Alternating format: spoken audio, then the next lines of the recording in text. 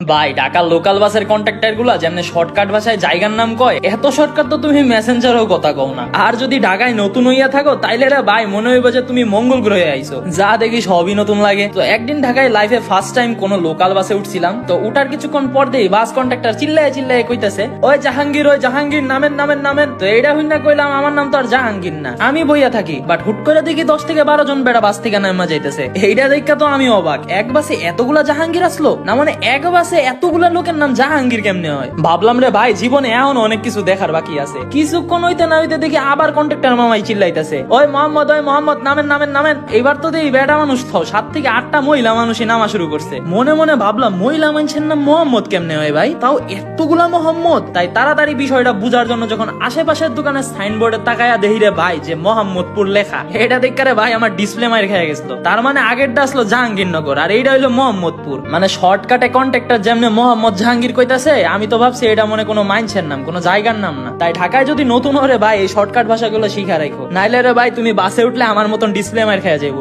Good luck.